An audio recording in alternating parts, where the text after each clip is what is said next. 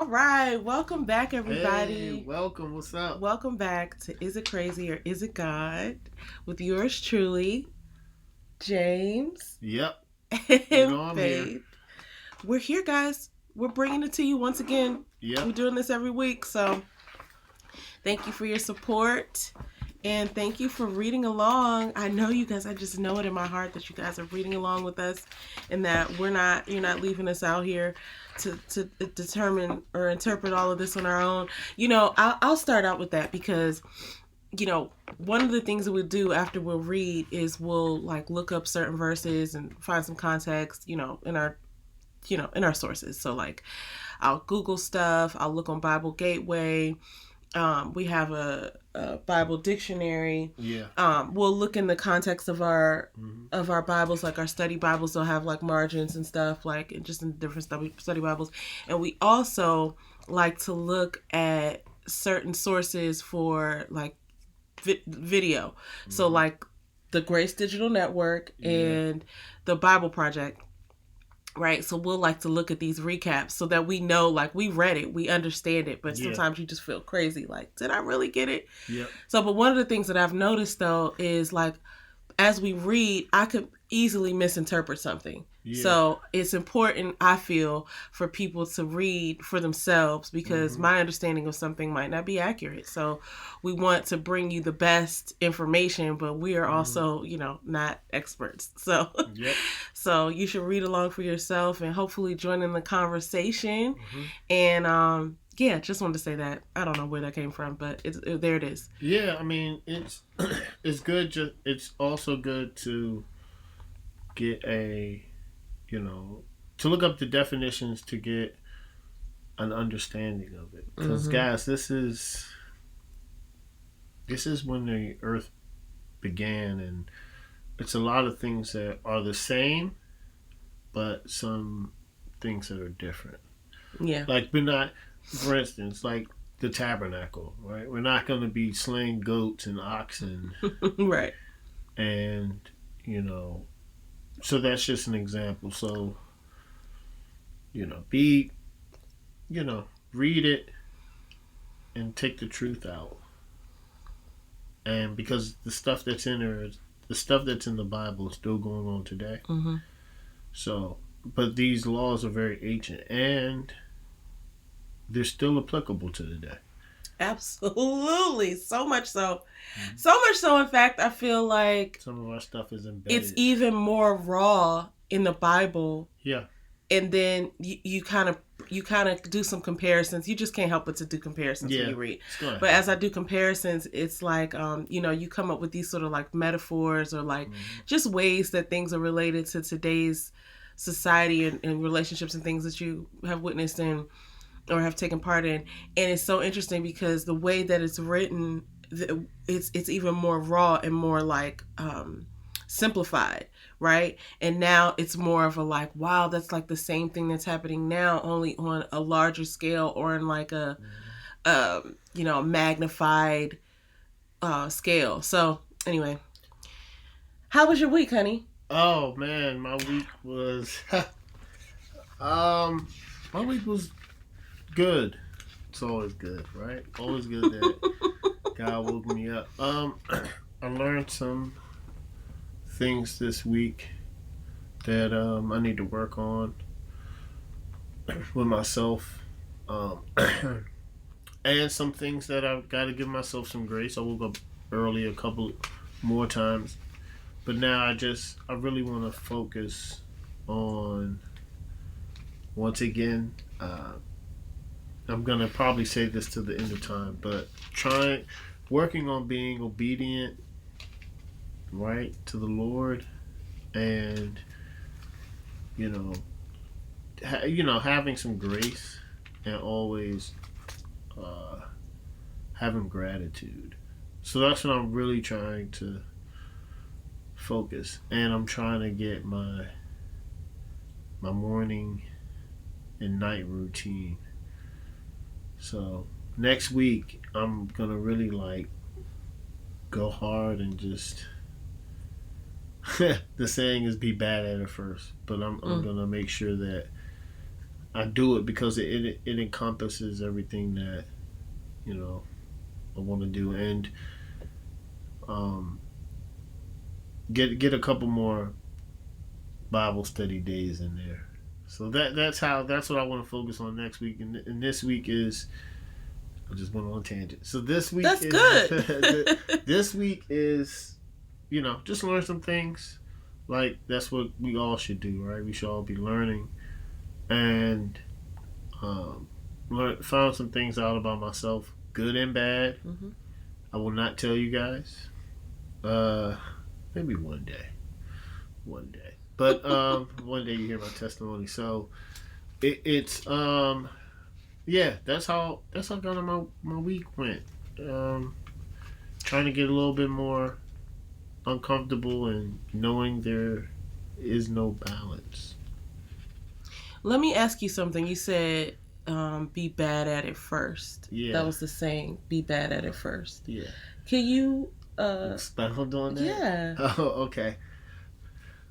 So anytime that you start something new, whether it's riding a bike, playing basketball, playing football, driving, starting a podcast, right? Reading the Bible. In order for you to start something, right, and for you to get good at it, you're not going to know what you're doing at first. So you're gonna struggle, and that's being bad at it. Mm-hmm. So, but you have to keep doing it to get better. For instance, I was a terrible driver when I was younger. I guess I kind of was too. Going so fast and then pressing hard. Oh my gosh!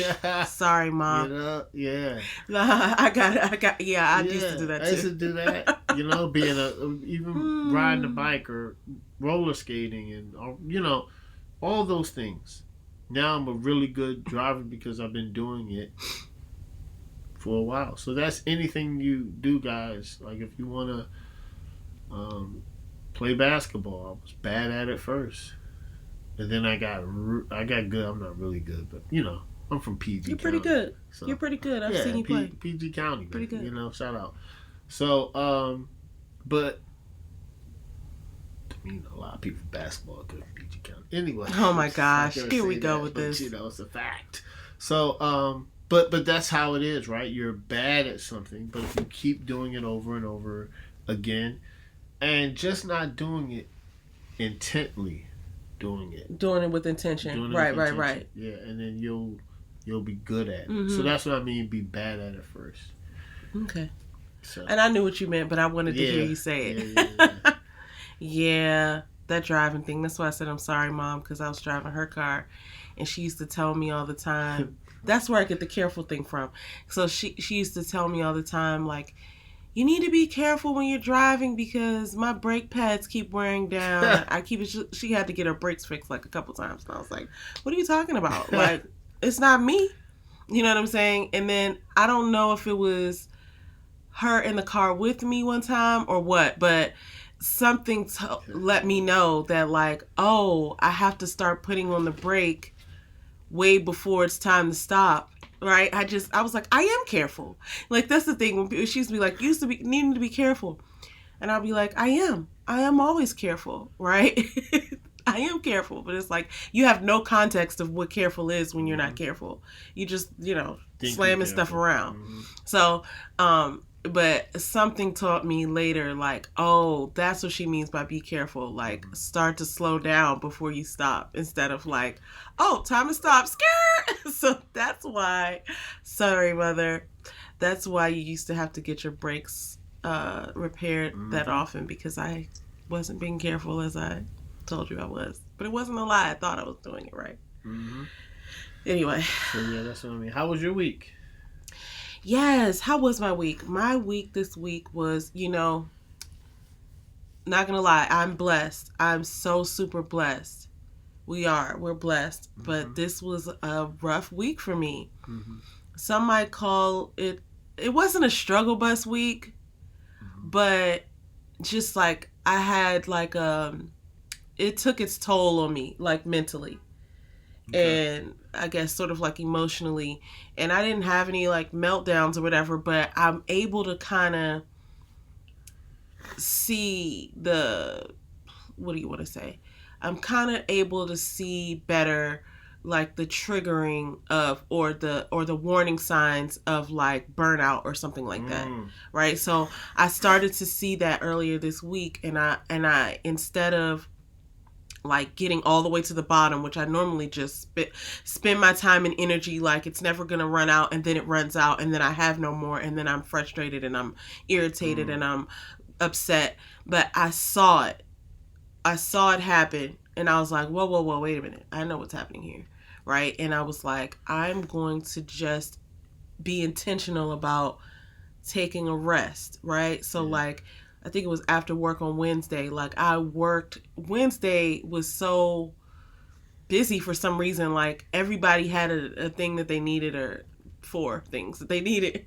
But after work, like I worked a full work day, and then after work, maybe like 6:00, I just couldn't think. I was just like, and normally I'm like, okay, gotta do this. Now I'm off of work, I gotta do this, I gotta do that, I gotta do this. But that day I was like, I'm close to E, and I need to really regroup, and not even in a way where I was like, distraught or whatever. I just noticed that like I was empty. I was like, what's the word? It's like That would be empty. I just noticed that my tank was real near E, and I was just like needing something to like recharge me, as opposed to just being sad or being melancholy, right? I feel like maybe I was a little melancholy, but I noticed the signs, and I was like, I'm not gonna let myself get down there. I'm gonna do something to like re-energize myself. And so I did, and I'll talk more about that later. But yeah, so that part was a little challenging, I might say, but then after that it got better. And I prayed about it, and it got better. And then, I mean, I can't say it got worse, because I trust God to handle everything that, here's the thing. I'm not trusting God to do what I think should happen when I think it should happen. I just trust that whatever God's got planned is going to happen anyway, and I might as well be a part of that, right? So whatever he has, whether it hurts or whether it's uncomfortable, like, let me just be as close to that as I can. Yeah. And that's probably the best place to be, right? That's probably, I'm pretty sure that's what obedience to God is. Well, I'm trying. I'm not saying that I'm 100% out of the park with this thing, but I'm just noticing. I feel like there's uncomfortability and there's pain involved. Yeah, and I don't mean like for sure. Like some people think it's like when they say pain first, some people automatically think it's physical. And it could be mental. Yeah. Like getting emotional, like getting over something, unlearning certain habits is painful. Oh my gosh. An apology can be painful. Apology, yeah. Like making an apology to somebody even though you don't want to, or doing something in like in step with what God has expressed as his laws. Yeah. Right? Because I had a couple of I had at least one situation recently where, and I've had a couple actually, where I wanted to tell somebody about themselves, like, let me just tell you about yourself, right?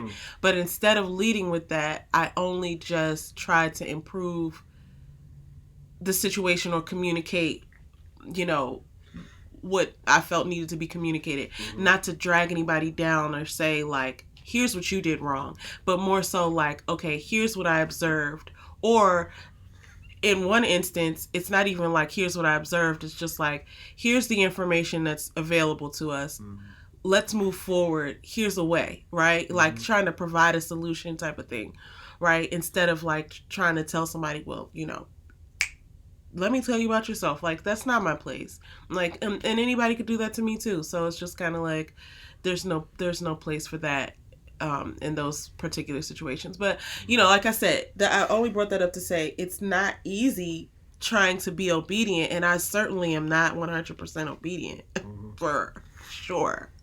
But I am recognizing I'm recognizing the signs of like, okay, this is challenging, but you're doing the right thing, so just try to do that as much as you can, type of thing. So, but yeah, it wasn't even like a hard week, but I just noticed that like mentally and emotionally I had some challenges that that I'm overcoming. So yeah. So all in all, it was a good week. But I'm so glad I'm so glad we talk about that, because I could have considered it to be a hard week before I just had to tell you about it. Yeah. But like in reality, when I look back on it, it was a good growth week. Yeah. Like I could measure, I can't measure it, but like I could see where I'm better now than I was on Monday. Yeah.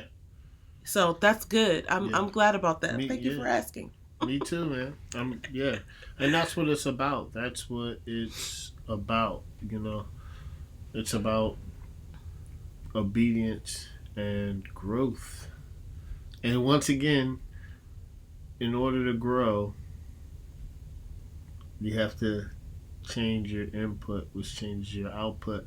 But growth is uncomfortable because it requires you, right? Especially what we're doing, it requires you to be obedient to the Lord, and it's gonna be a little painful, because and I'm not trying to, it's just hard to learn some of the ways that society has taught us. Yeah, that's all. I'll say, it's not even so mysterious. It's just like you want to do what you want to do. Yeah. And God wants you to do what He said to do. Yep. And it's just a simple choice, right? It's just like, I'd rather do this, right? Yeah.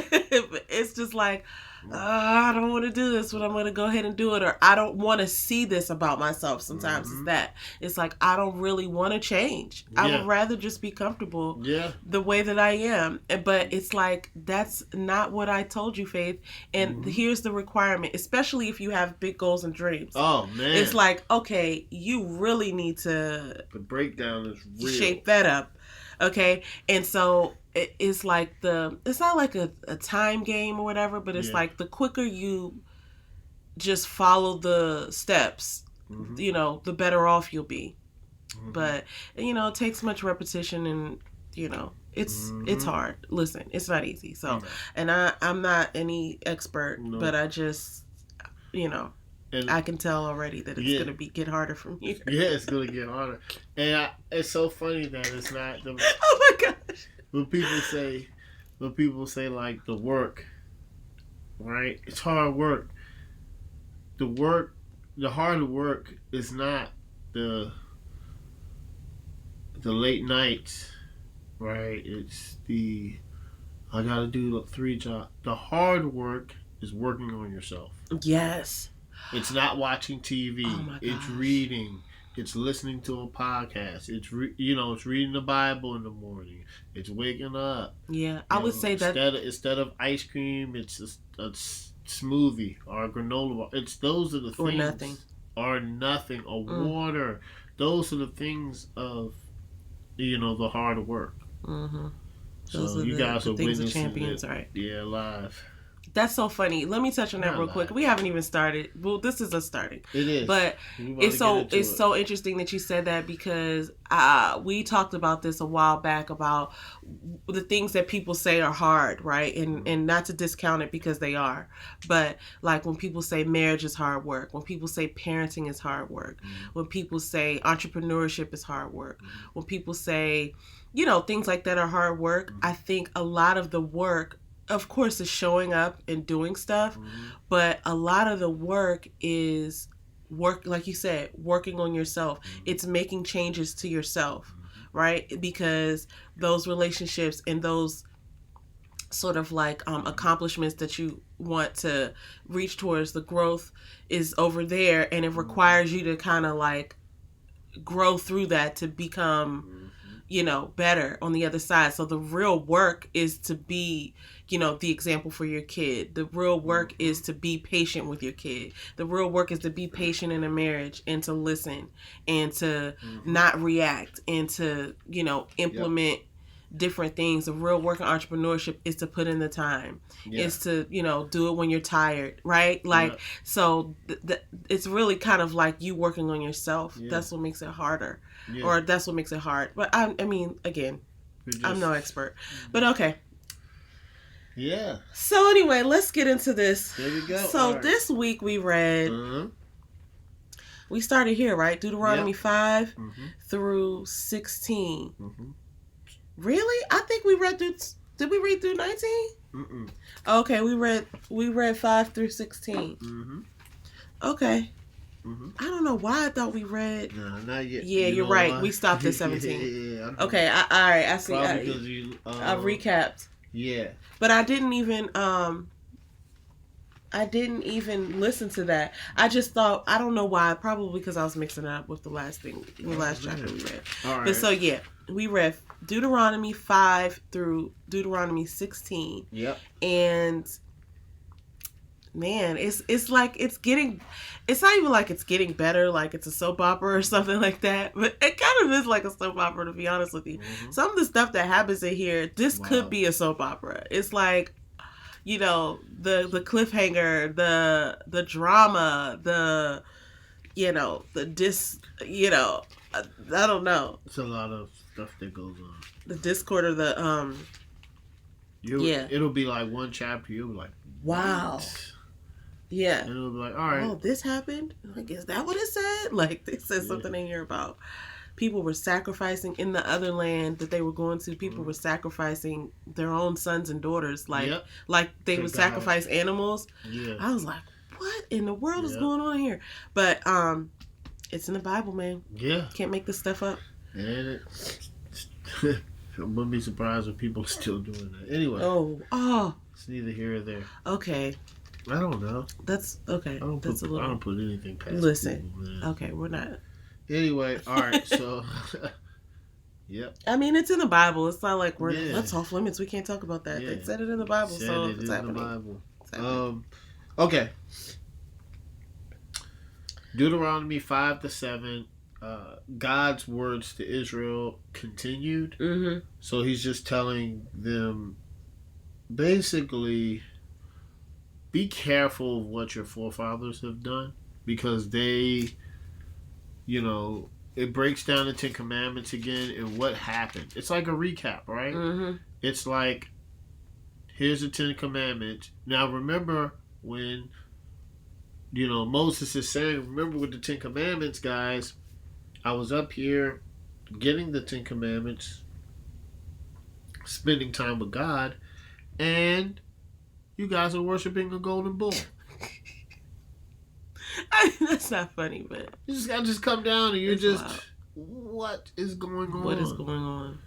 And it's the first time that the first Ten Commandments broke, and then he had to go back up for another 40 days, and he got the Ten Commandments, and then he's just telling.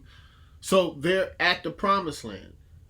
Right. So he's telling the people, let's talk about the journey of how we got here, and don't make the same mistakes as your forefathers did, because, right, your forefathers aren't here. Yeah, they got stuck in the wilderness and died in the wilderness. So, yeah.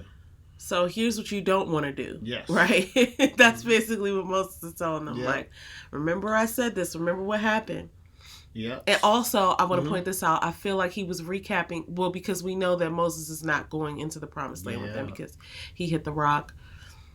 And also, he's recapping. I appreciate a recap for myself. Yeah. I'm going to speak for myself. Some people hate redundancy. Some people are like, I already heard that, or you already said that, or whatever. It's just like, listen, especially if it's the truth, like, I can hear it as many times as I need to so that I can remember it. We don't remember all this stuff. Like, we're human, so we're just going to go along with our day and present ourselves with a new exciting thing, or a new exciting thing is going to be presented to us. So I appreciate the recap because it kind of solidified to me that like, oh yeah, that did happen. And I did understand that when I read it, the way that he's explaining it here. So, okay, I am retaining this. So. Yeah. Okay, so here's a question. God was being very stern and almost redundant. Why? Basically just said it. The repetition part. Well, you go ahead and answer first because I think I have a different answer. Okay. When it's saying redundant, I'm really piggybacking off of you. I think this is a reminder because I'm not gonna try. I don't want to say this. I'm gonna speak for myself of why I need stuff spoken to me and when I need to hear stuff over and over again. Because I don't get it the first time. And when I get it the fifth time, it's something different that I get out of it. And I understand it more. Yeah. So, everybody, redundant and repetition, this thing is the same thing. Repetition, you just said it. Repetition is key. Anything you do, you your favorite movie you've seen 100 times, and you'll watch it and be like, oh, dang, is that really what that means? You've seen it 100 times. Yeah. What do you mean, right? Or a book you've read 4 or 5 times, or we listened to this. Joe Dispenza in the morning. Oh yeah. You get something different, and we've Every been time. doing this 17 times. Maybe you've listened to it 20. I mean, I You've listen listened to it every time I go to work, so that's Yeah. like once a week, maybe for the last like 6 months or so. Right. But And I think I've been doing it. Has it been 6 months? We've both been listening to it. perhaps So that's Perhaps. probably 17. I don't know, 20 times. Yeah. And we listen. It's only 7 minutes. I think. Yeah. See, I know. But every single time we listen to I it, get we're something like, different. I got something different out of I it. get It's only a something 7-minute video, but it's just like, this time, this hit me differently. Yes. Right. So God knows in order to reach us, it has to be spoken again and again and again and again and again. Because if not, you'll forget. Yeah. So that's what I think it means. And he has to be stern because, don't touch the stove while it's hot. You have to understand that it has to be some consequences involved or you'll keep doing it. Yeah. I'm not saying like, people were dying on the spot. This is what God is, man. God is, I am, right? He doesn't play around. Great I am. He doesn't have time for games. Well, he does. Yeah, because time doesn't exist to him. Time doesn't exist to him. We're the ones who are so quick in a hurry. Yeah. Time doesn't exist to him. So, that's God. So, he has to be stern.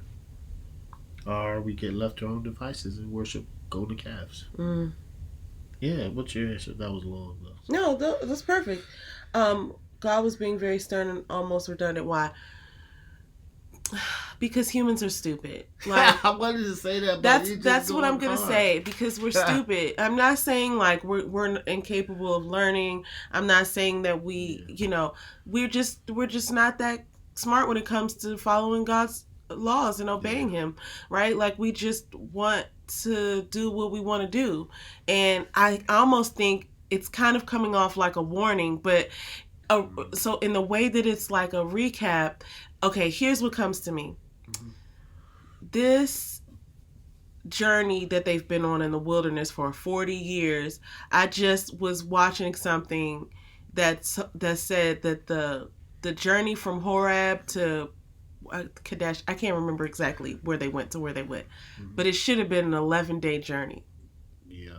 11 days. And they were in the wilderness for 40 years. People died. They died. So People like died. these are the people. So as Moses is talking to these people, these had to be the kids of the people who died in the wilderness, right? Because like some of them were told, like I think they were told, but like you're gonna die in the wilderness. You're not even gonna get to the promised land. Yeah. But your offspring will get to the promised land, They did. right? So I think God told them. So the idea is that maybe they saw it and they witnessed it, but they weren't necessarily like keen on what was actually happening. They just kind of saw it happen. Sometimes I do that. I think back to like when my mom was my age and like how much more mature she was than me, right? Like I can't even think of it. Like, you know, if you think back to, I started doing this when I was 30. I would think back like, what was my mom must have been doing when she was 30, right? And then again at 35, I'm like, what was my mom doing at 35? And I remember there's this picture of our whole family, and I was 5, and I was in the picture. If any of my family members are watching this, you remember that we all took this picture, and all the kids like took a picture by themselves. Anyway, we're not talking about feelings. Sorry, sidebar. But I was like, my mom was 35 in that picture. And I was thinking back to like, wow, she was so responsible with 2 children and, you know, going to work every day and all this. And I mean, you know, it's just interesting. But these people in the wilderness that died were the parents of the people who Moses is now speaking to before they go into the promised land. So I think it's a combination of the fact that he knows that he's not going with them. So this might be the last time they hear it this way. Yeah. Right? Coming from him. Like, look, I led you guys here and here's what I witnessed. Maybe they didn't really get it because they were growing up the whole time. Or maybe they didn't really understand what they were doing. Like, right? So, like, you've been complaining this whole time. Right? Can you imagine that? You take somebody somewhere in your car and then you get them there and then you're like, you turn around like, look, I brought you here. You complain about everything. And maybe they just didn't even realize they were doing that. Right? So that's one reason. And the other reason is I think they just, it's preparing them for something. Like for some reason, I feel like they're being warned or something. Now, we haven't read past 16, but I feel like just the recap, it seems so stern because it's almost like a warning, right? Like we've seen warnings from our parents. You see warnings, and warnings don't come off like all nice and kind sometimes. No. It's like, now look. Yes. You know what I'm saying? Now look, I'm giving you another chance here. Pay attention. And I feel like that's what it is. Yeah, I could definitely see that. So okay. All right. That's my answer. I went all the way off. Talk about family pictures. So, I gotta get it together, guys. All right. Deuteronomy. Yeah. This is crazy, man. 8 through 10. God commands the tablets recreated and a repeat of the golden calf story. So remember, so this is all a recap of what's going on, and it's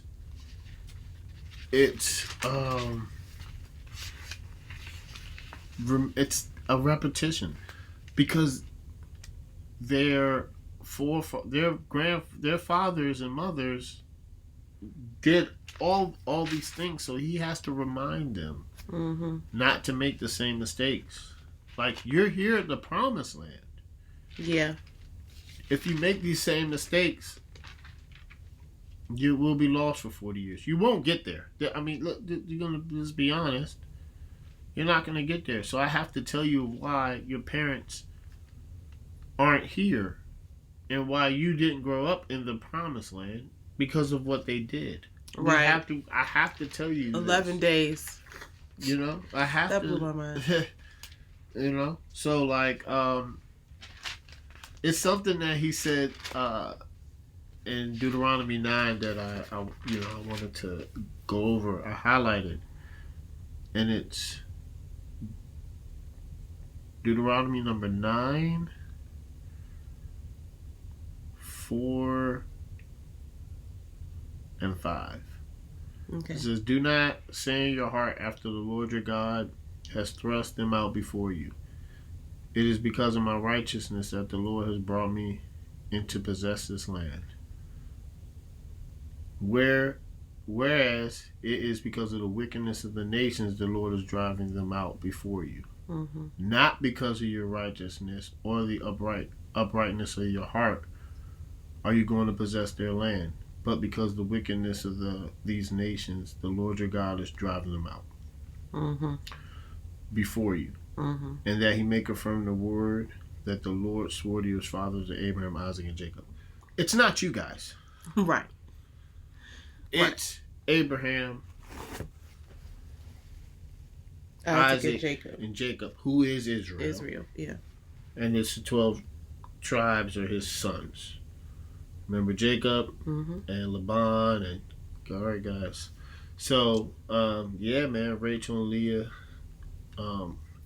So that to me is stood out because I was like, oh man, like don't get it twisted. Yeah. It's not your righteousness. Yeah. This was promised, and God is driving the wickedness out so you can get the land that He promised. Don't we just want to make. Let's really be clear, okay? Don't think you're getting this because you're so great. You're so great. So that kind of stood out to me. Yeah. So here's the question: if a person destroyed a gift you made with the lack of gratitude, under what circumstances would you recreate it? It's a very interesting question. That is an interesting question. I'm trying to figure out what gift. Oh, I guess probably just the promised land.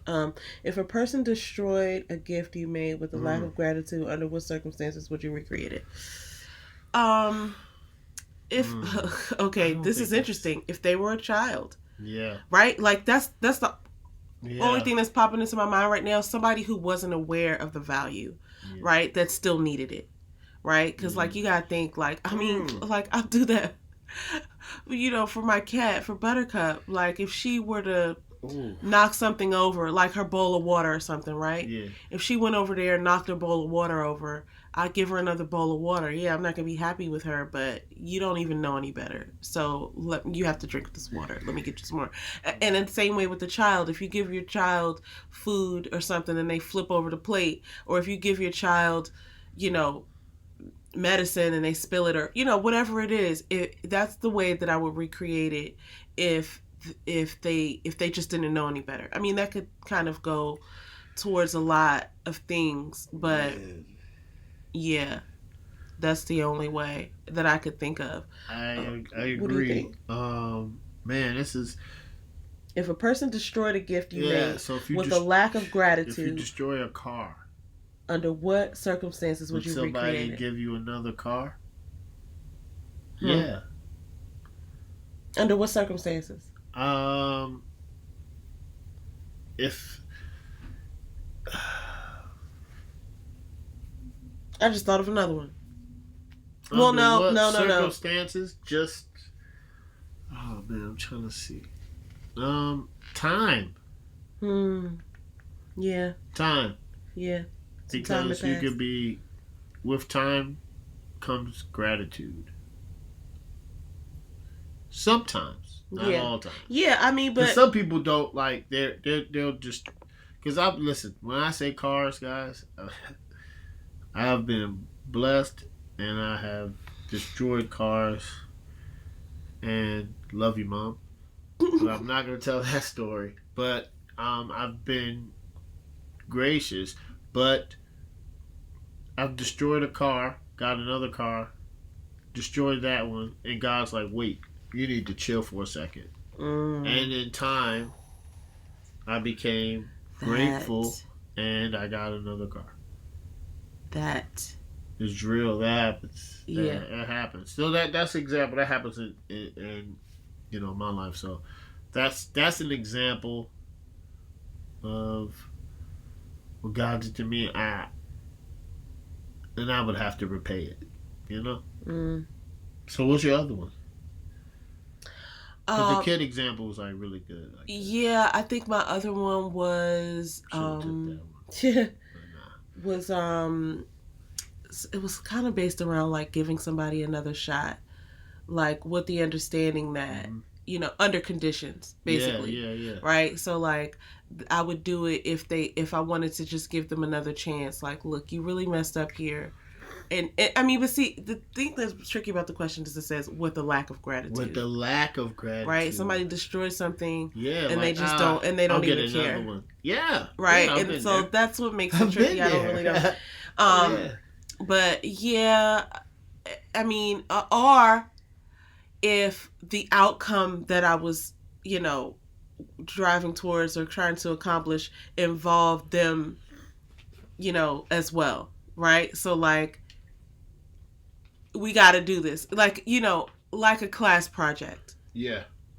Right? We've all worked on a class project with somebody or Yep. something, even if it might be a work thing or a church thing. And nobody shows up. And somebody's not doing their part. Mm-hmm.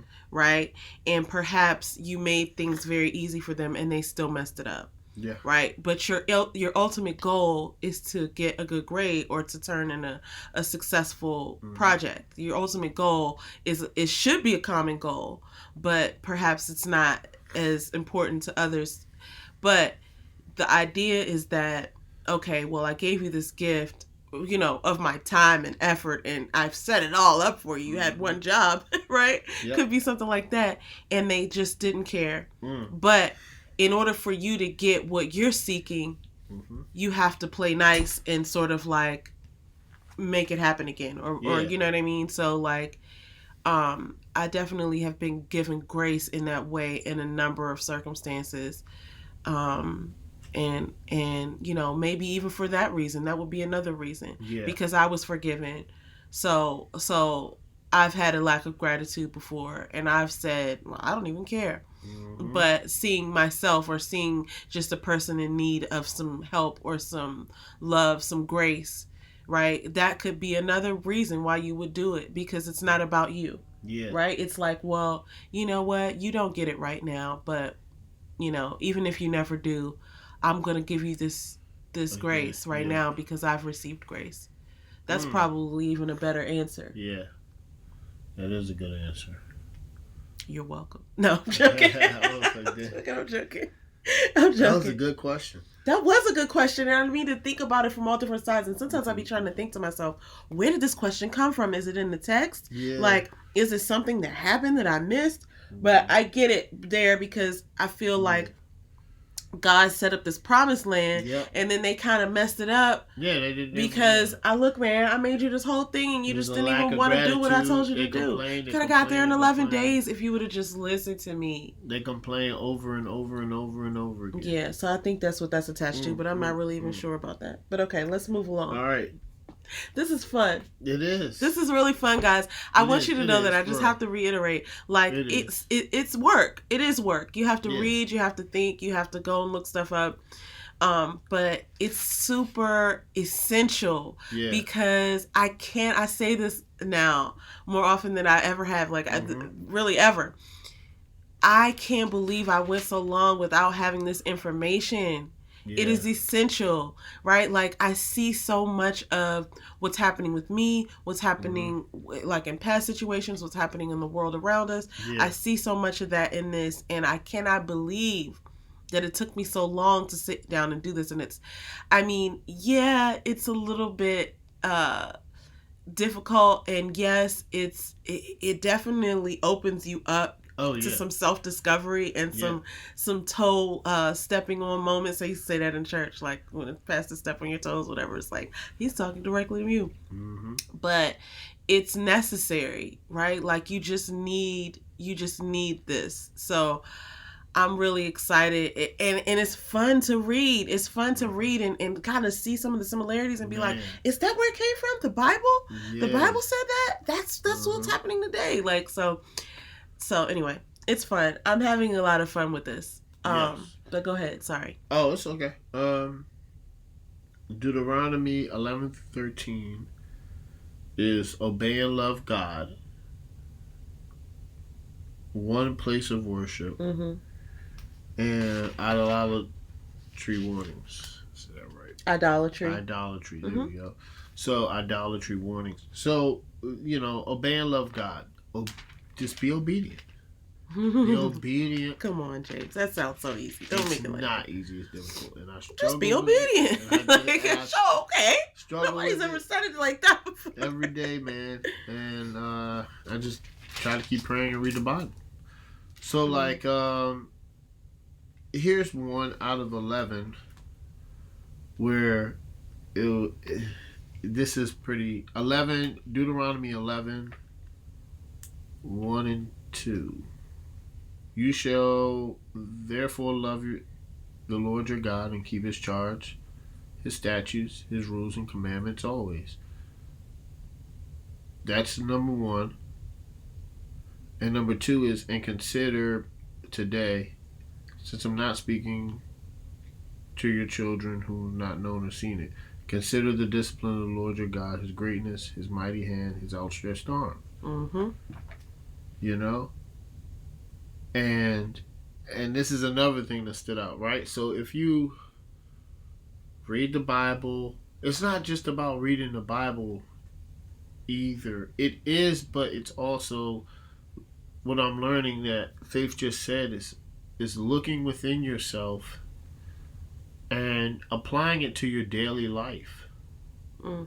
That's what I'm trying to do. It's like, I'm complaining. It's like, okay, I don't want to complain because I don't want to be in the wilderness. Mm-hmm.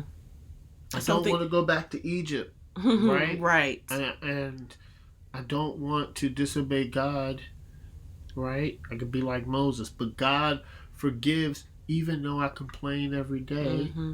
He still forgives and he still looks out for me. But and so that's like that's what you just said. The difficult thing is like when you read it, and that's what being obedient is you gotta read the Bible and then apply it to your life. Yeah. Daily, and remember like, okay, and just try to be more loving and more understanding and listen to his commandments and principles and statutes. And pray and spend time with him. And if you do that, look, if you're obedient, spend time with him, right? This is what he's going to do, right? This is Deuteronomy 11:13. And if you will indeed obey my commandments that I command you today, to love the Lord your God and serve him with all your heart and all your soul, he will give you rain. He will give you the rain for your land in the season, the early rain and the later rain, that you may gather your grain, your wine, and your oil. Mm-hmm. He will bless you. Right. You won't have any worries. You don't have to have any worries. But it's again, I'm be honest, man. I just, this is the first time that I'm actually doing this, and it took a long time, but it's worth it.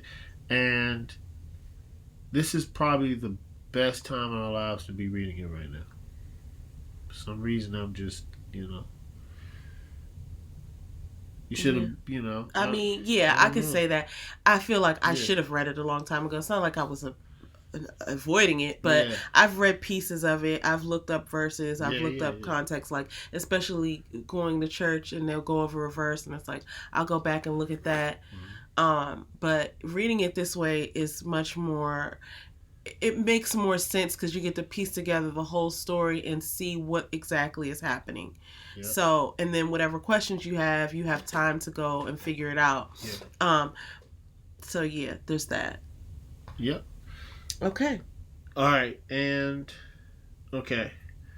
Oh, and he warns about, so these other nations, there are a lot of idols, a lot of idol worshiping, and he's learning. He's trying to tell them about that, about worshiping idols. And some may say an idol is not a golden calf, but could be something else, like an image or a status. And then it breaks down the a place to worship. So you gotta have a place to worship. So, what are your thoughts on that? Okay, so the thing you just said about where they're going, there, the people there are worshiping false idols. Yeah. There's a couple things that came to mind, but the thing that really stuck out to me is one of the first questions we answered. Yeah. Why God's being so stern and perhaps redundant. Because, how could I forget this? Because where they're going, they're going to need to remember this stuff. Yeah. And I feel like when you go into a place, like, not to say nothing bad about like Vegas or LA or whatever, but I feel like it's a playing ground for all the kind of things that, you could get into that aren't necessarily good for you, right? I mean, that's anywhere though, for real. Yeah. But it's like, when you think about, Amsterdam? I don't know. There's a couple places in the world that people go to do things that they don't do where they're from. That's all. I'm not trying to say nothing bad about Amsterdam or about Vegas or about LA. But it seems like this place they're already being forewarned that, like, I'm sending you here and you're going to need to have this information. So I was just thinking that probably is another reason for the answer to that question is, like, I almost forgot about that. They're over here worshiping false idols, and the idea that God is going to destroy the people there is because of their wickedness. You know what I mean? And because it was a promised, it's a promised land to them for their forefathers. But that stuck out to me. But go ahead. I'm sorry. Continue. All right. So after Jesus sent, this is the question. Okay. After Jesus sent the Holy Spirit, people could worship God anywhere. Mm-hmm. Yeah. Why was the one place of worship important back then? You want me to go first, or you want to? Yeah, go first. I think it was because there were other spirits involved. Like, okay, here's what. I didn't understand what false idols were or what gods they were talking about, but I vaguely remember in, like, history class us going over, like the Roman gods, like Zeus and, like, the god of whatever, the goddesses and the gods, whatever, right? And I'm not saying that those certain things don't exist, but they're not bigger than God, right? So people call people gods these days, right? Oh, he's the god of basketball, or he's the god of this, right? And it's just kind of, like, weird. So those gods were, I don't know if they were real or not. Like, that's not my, expertise. I'm not an expert. So, but there are certain things that I feel like exist. Yeah. Right? Like Satan exists. Yeah. Right? But that doesn't mean that, he's obviously to be worshipped.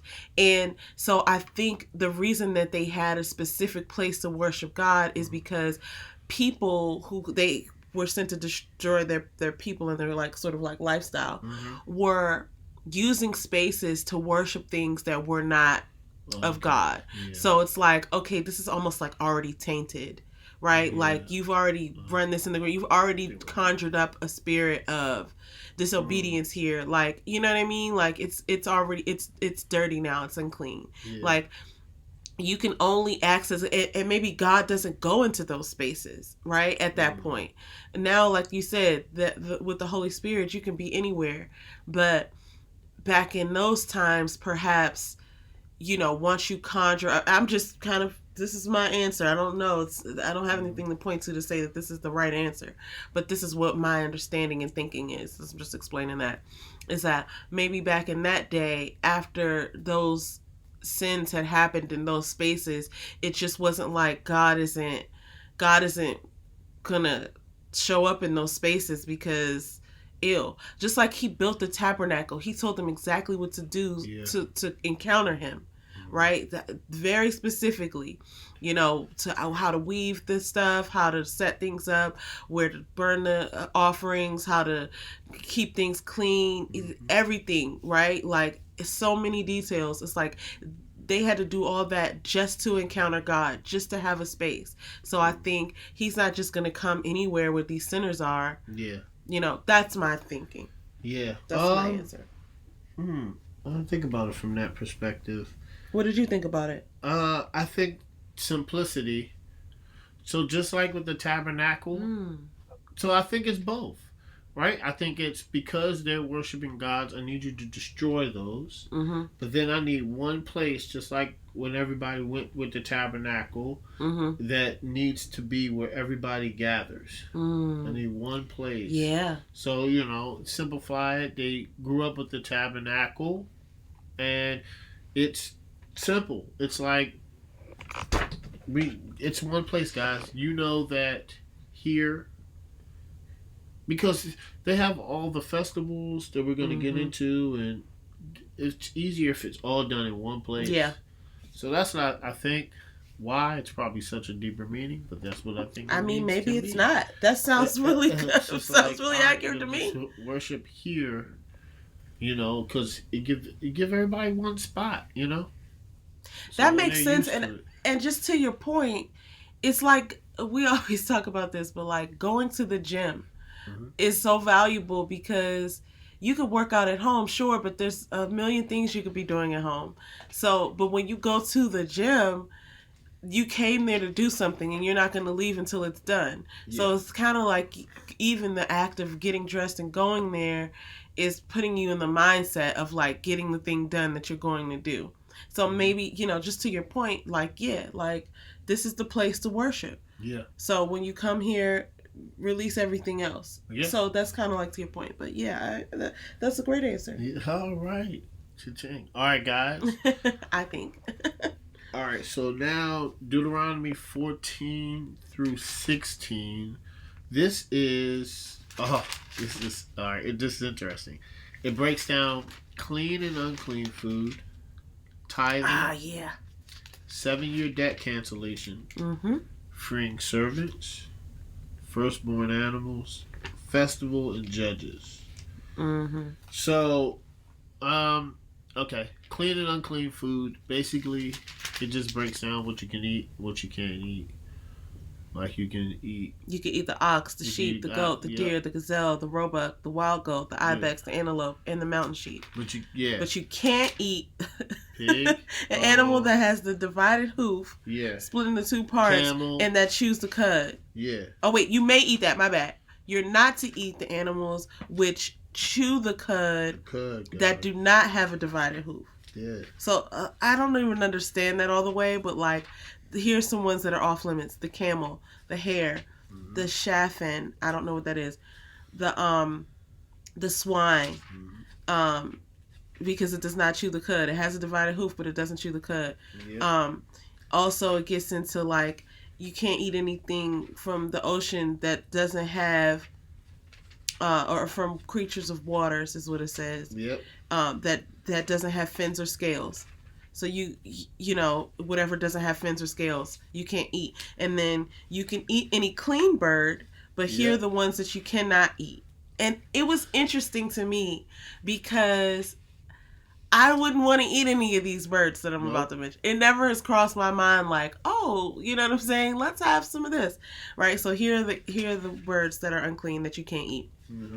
The eagle, the vulture, the black buzzard, the red kite, the falcon, the birds of prey of any variety, every raven, the ostrich, the owl. I've never thought to eat an owl. Who thinks that? I would just be, man, pass me some of the owls. I don't know. Something about owls something about owls are super zen to me. Mysterious. But then it's mysterious, but something about owls is very scary as well. I can't remember if that's probably the one that could crush your skull with its yes, and they'll attack but you. Owls are I wouldn't mess with an owl. They'll attack you like I would not mess with an owl. I certainly wouldn't eat it. Where they're like people like will walk by and an owl will attack them because it's in their territory. Also, I think they can turn their head all the way around, and that creeps me out. Yeah. So I wouldn't mess with an owl. Some people have owls as pets. No, thank you. I wouldn't do that.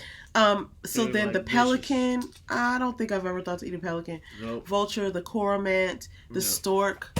Something about that just seems wrong. Yeah. You know what I mean? Like, we've grown up in Western culture, so I'm like, the stork brings the baby. Yeah. No, it doesn't. I don't want to eat the stork. Oh my gosh. The heron. Okay, so sorry, go ahead. No, for the heron, I saw I watch Bizarre Foods, right? So if you know about heron, it's not like a bird. Like, it's kind of like, it looks a lot different than duck. It's like it looks like steak, and people eat it medium rare. And I was like, wow. So I know I've never had it. I just know what it looks like. They like hunted it and broke it down. I was like, it doesn't look like a chicken. Doesn't even look like a duck. It's like it looks like a sirloin steak. And I was like, oh man. But that's just I thought it was interesting that this was written in the Bible, and I never craved any of those things. No. Right? But I don't know if it's because people have just not eaten those things, and those things have never been prepared, or because it's just not something that should be craved. I don't know. But here's the other thing that they kept mentioning is that you can't drink the blood. Yeah. I can't imagine why blood someone would want to drink an animal's blood. Yeah. But again, maybe these are the customs that I've grown up with, and so that means it seems foreign to me, and maybe in other cultures they do that and it's fine, or it's part of their, rituals, whatever. But I've seen like blood. Is it blood pudding or? I just don't want to drink no blood, and also the reason you shouldn't drink blood is because it represents life. Yeah. Right, and that makes so much sense to me. Once again, guys, we're not talking about medium rare steak. Okay? Right. He's not talking about. He's talking about drinking. They said you're supposed to pour it out. Like. Oh my gosh. Okay. Let's just keep it moving. All right, tithing. Tithing is just, just give the Lord. The Lord doesn't ask for a lot, guys. Just give the Lord tithings. It just tells like what to tithe. And here's something that we found it cool. Deuteronomy 14:26. It says, now this is after you like give to the Lord and you're living a righteous life and being obedient and loving God. This isn't just I'm chilling, I get off of work.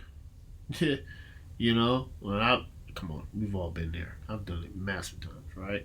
But we're talking about it's in the Bible and you're being obedient and loving the Lord. It says Deuteronomy 14:25 or 26.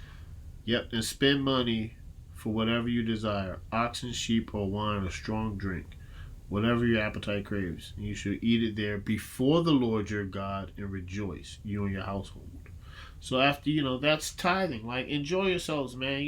Like, you've been obedient, you love me, and then, have some wine, Yeah, it says... Eat good or strong drink. We're not talking about getting drunk. We're talking about fellowship, enjoying it with God present, and enjoying it with your family and the people around you. And strong drink could mean ginger beer. Strong drink could mean ginger beer. Because that's strong. Right. But yeah, it basically says in 25 and 26, like you'll exchange your tithe for money and then take the money and go to the place of worship, which God chooses, and then spend it for anything your heart desires as long as you're enjoying it with the Lord. So in some ways that I thought that was interesting, because I was just like, oh wow, like, we learned to give your tithes to the poor, give your tithes to the church, and you should do that. But that was the first time I've ever realized that, like, oh, it's an offering to the Lord, but you can enjoy it with Him, type of thing. Yeah. So, which is pretty cool. Okay, so what do we have as a question here? Yes. Or are you still going over the thing? Yeah, it talks about 7-year debt cancellation. 7-year debt cancellation. Can I talk to this? I'm sorry. Let me speak to this. That is a thing, like, when you're on your credit report, right? Like, I know that, like, things disappear or something like that. Or things are made at a zero balance or something at 7 years. And for other things, it's longer. I know student loan debt never goes away, so I know that. But I was just like, wow, that's interesting, because I've read things that mention that on like your credit report, like after 7 years it'll expire, or if the records aren't dated back or something like that to 7 years, then it'll expire. And I'm like, wow, did they get that? Did FICO get that out of the Bible? I don't know. I don't really know. I mean, what's funny is that the credit corporations aren't even that old. They're like younger than us. Like, I don't even think our parents, and certainly not our grandparents, like had credit scores or anything like that because it wasn't even around yet. Money's made up. But anyway. It's interesting. Oh gosh, but it's interesting that the 7-year debt cancellation is in there because I was like, oh wow, that's like today with your credit score. Yep. So anyway, has like freeing servants. Freeing servants, which it basically says that after 7 years, or on the 7th year, that's right. On the 7th year, he's gone. Bye. Peace. You can let your servant go if they were an indentured servant and they owed you something. And he can't go empty-handed. Yep, you got to give them something to go. You got to give right, them, like you ready? You served me. Deuteronomy 15. Deuteronomy 15. 14. You shall furnish him liberty out your flock, and out of your threshing floor, and out of your winepress. As your Lord God bless you, you shall give it to him. And then it says, remember you were a slave too. Yes. 15:15. Deuteronomy 15:15 says, and you shall remember and thoughtfully consider, and mine is the Amplified version. Yeah. You shall remember and thoughtfully consider that you were once a slave in the land of Egypt, and the Lord your God redeemed you. Therefore, I am commanding you these things today. So treat people as you would be treated yourself. Yeah. God has freed you from slavery, and so you can't be keeping some slave for the rest of their life unless they want to be there. Right? Yeah. And then there's a special instruction for that. But I thought that was interesting, especially considering America's reckoning with the slavery that happened here on American soil, because a lot of those people were let free empty-handed. They were let not even just empty-handed, okay? They, first of all, okay, we're not going to get into this, but man. I gotta say, because they first of all, they didn't even tell us, which was why Juneteenth. First, they even went and kidnapped.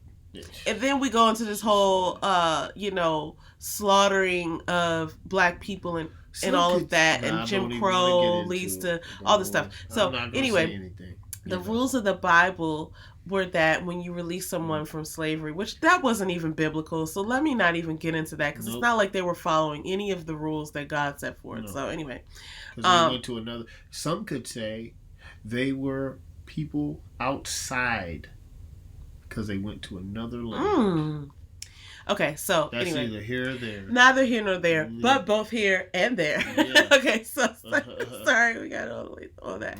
But they were definitely let go empty-handed, so that's not cool. Anyway, moving right along. Yep. What else is there? It's talking about the firstborn animals. So it was basically saying that you should just keep the. So remember, the covenant that God said that. Instead of the firstborn of your males, he wants the firstborn of your flock males. So it's just that you have to just dedicate it to God. That's it. Don't, you can eat it, but it has to be for the Lord. And I guess he has to choose whether you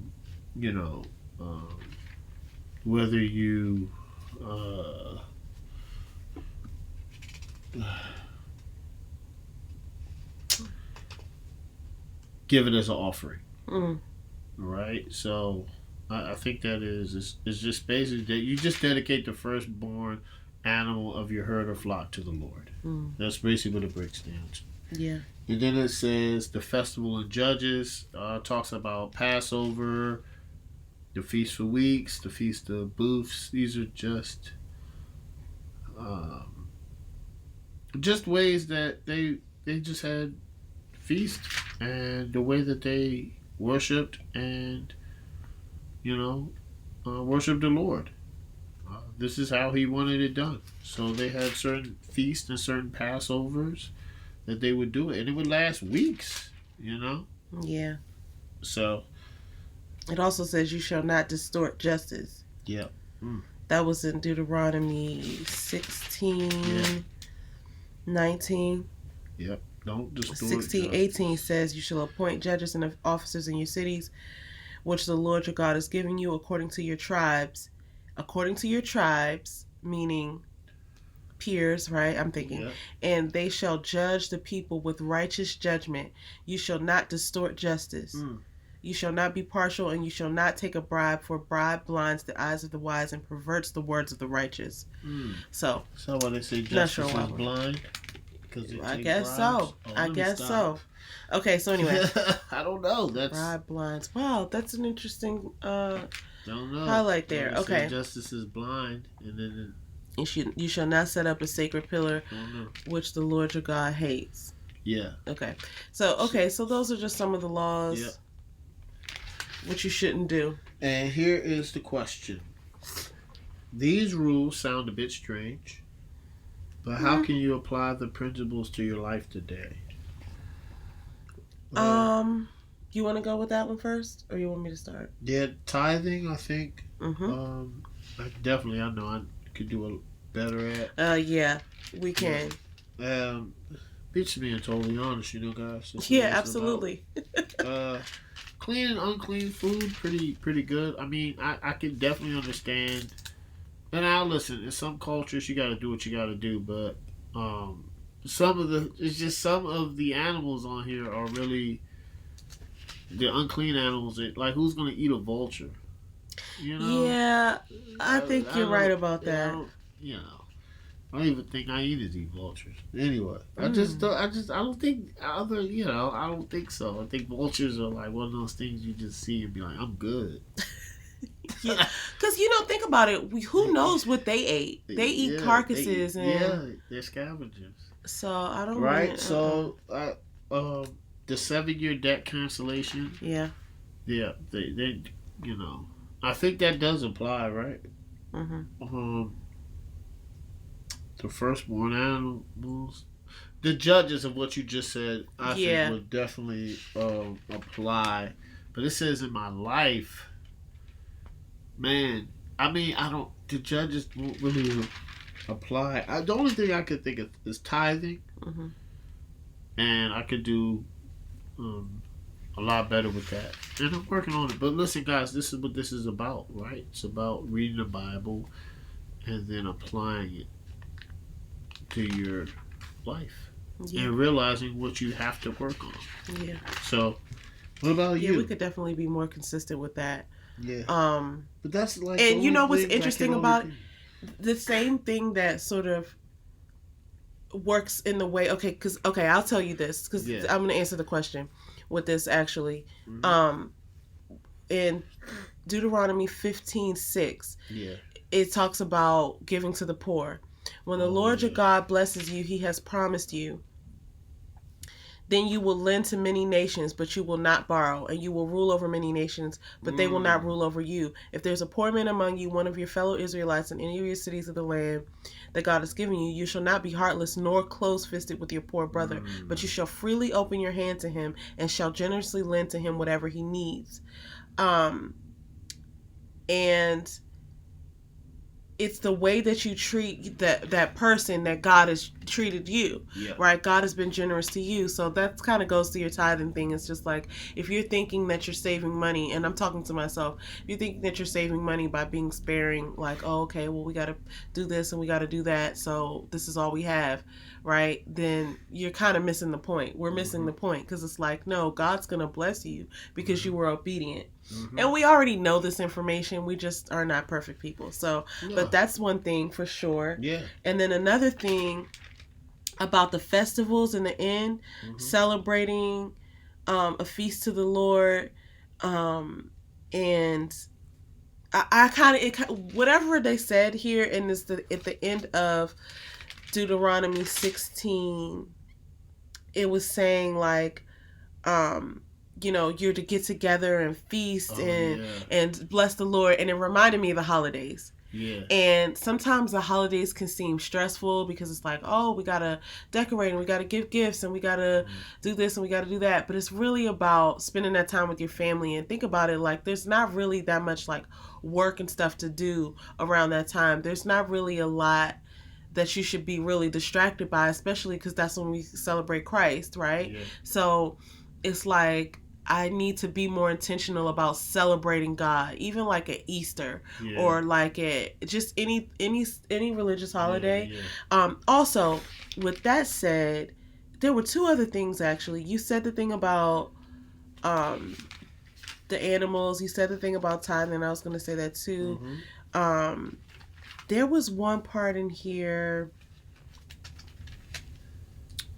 Oh, if a prophet arises amongst you and gives you a sign, don't serve and worship. Okay, so that's one thing that I'm still confused about, because I don't serve and worship, or no, I don't think I do serve or worship anything other than God. But I always am intrigued by like what that actually means. Like, is there something that I'm giving my attention to that God doesn't want me to give my attention to, like money or like the internet? I mean, it's not like I be on the internet crazy, like, you know, but like I do feel like I spend too much time sometimes like on my phone or working, and what are you doing that for? Are you working for money? Are you working for obligation? Are you working for the approval of others? Like, are you are you participating in idolatry by not spending that time with God? But I mean, I don't think I am. But okay, the other thing was this. I remember now. It was like the thing about the poor people, right? Like giving as if God gave to you, and not being close-fisted. But then the whole thing about eating unleavened bread and having no leaven around you in your territory. I felt like that was some sort of sacrifice. Like, I'm not really sure. I think unleavened bread is like flatbread or like, you know, something like that. But like just the idea that you are closely following this sort of diet because of your faith, right? And it brings to mind like fasting. And so I've done a couple fasts before, a couple times with religious intent, but a couple of times not. But whenever I am fasting, I pray. And I was looking at something earlier today where it was saying like the fact that Moses fasted and prayed, that made it more powerful. And so I'm thinking like, wow, you know, just going without food is just such an act of faith. Yeah, it is. And because we just, you know, crave food, and we like the taste and we like the texture, and it's like a way that we celebrate. So like going without food for the intention, with the intention of obeying and worshiping God, that just seems so powerful to me that I'm just probably going to be looking into doing that sometimes. Right? So it is. So anyway, those are the things that I would incorporate into my day, into my life, some of the rules, and then that's what it is. All right, guys, time for some lovely shout outs. I'm gonna start off.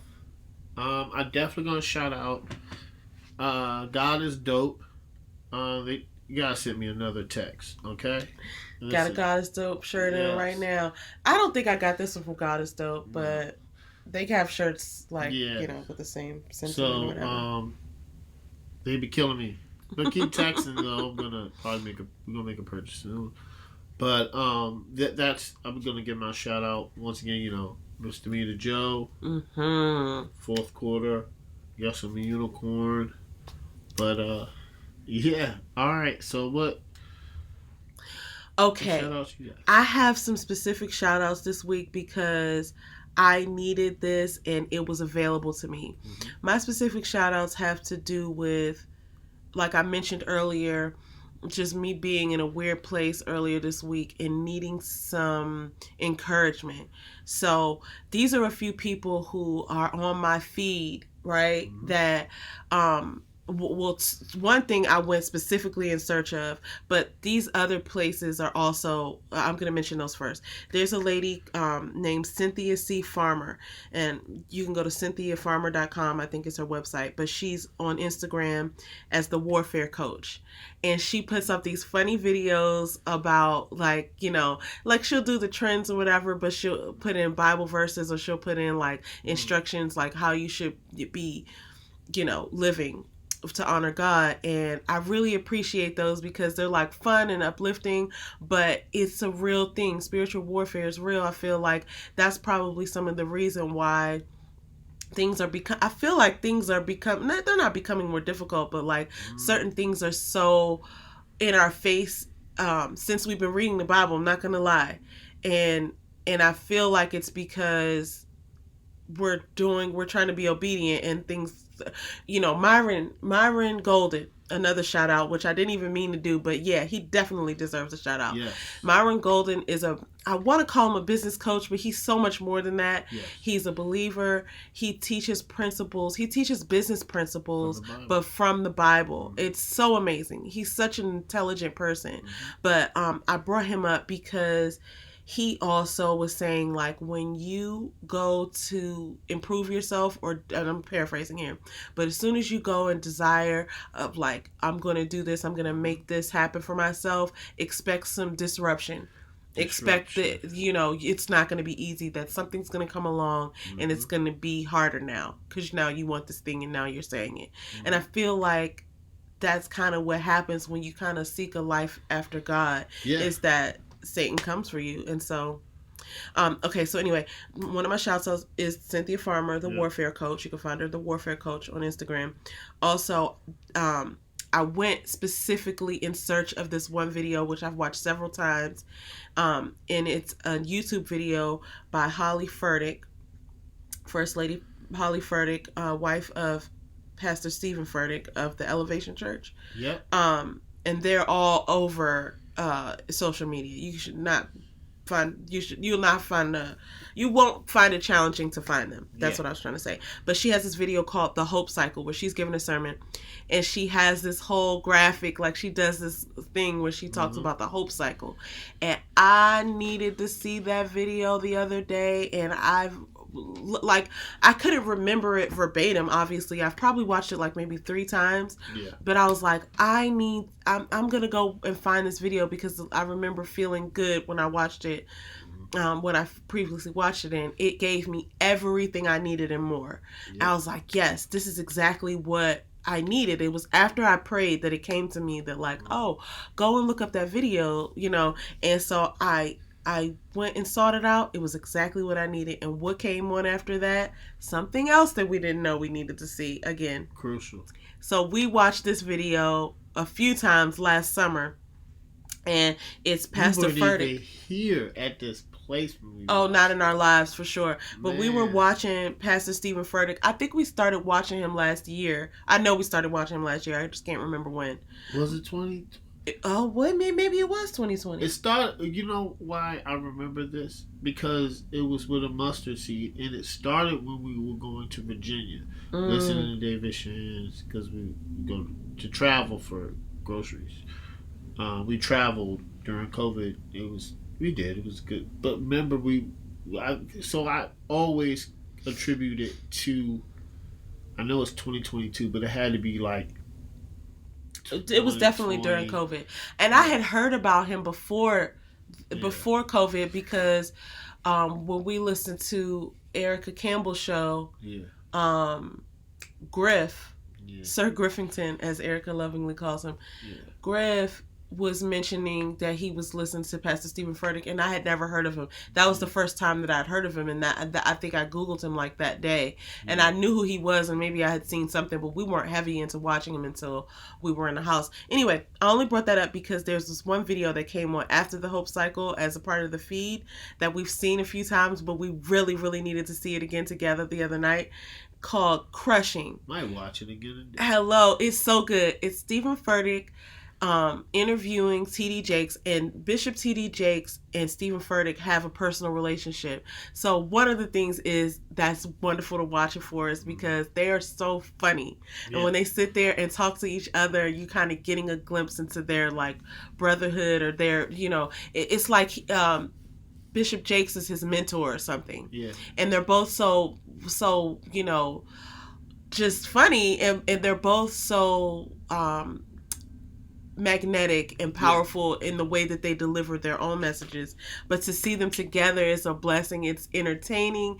It's so informative because Pastor Furtick really takes the student seat when he's interviewing Bishop Jakes. Yeah. I've seen 3 of their interviews. Yep. And he really takes the student seat and he asks the best questions. I mean, it's so good. So anyway, this particular one was called Crushing, and it's related to his book, which we bought his book too. Crushing, God turns pressure into power. Yeah. So you can find that on the official Stephen Furtick YouTube channel, and you can find the Hope Cycle probably just by searching it on you probably could just Google it, but you could definitely search it on YouTube. Say again? Does she have a channel? Yeah, she definitely has, and I'll link all that below. Yeah. I'll link these videos below if you're watching on YouTube, but you could Google it too. I mean, it's not that hard to find these people. They're out there doing the Lord's work. And so that crushing video, though, I would recommend that to anybody because, man, that thing is powerful. Yep. So those are my shout-outs. I'm sorry. Yeah. And, of course, I'll give the same shout-outs that he gave. Yeah. Miss Damita Jo, my wonderful sister, has a wonderful channel where, she talks about life events, different shows that she's reviewing, and she talks about Black businesses. It's like a fun place to be. Also, Fourth Quarter is the best sports show ever, so I gotta mention that. And those are my shout-outs. Oh, and ReTV, Relationship Television. Yep. Shout out Relationship Entertainment Television, I think. Yep. I hope I didn't say that wrong. And they're going to be linked below as always. Yep. And so go check them out. They got a bunch of stuff going on over there. Yep. Millionaire Man Cave. Lots of fun stuff. Yep. So those are my shout outs. All right, guys. So next week, we're going to read Deuteronomy 17 to 29. Yep. Deuteronomy 17 to 29. All right. And it's getting fun, guys. If you haven't been reading so far, you should just jump in with us where we are so that you can be a part of the conversation, or you read it however you want to read it. Yep. But just make sure you read the Bible. We always say, don't take our word for it. Go to the source. Read your Bible. That's so funny to me. Okay. All right. Much love and peace. Peace. Have a good day.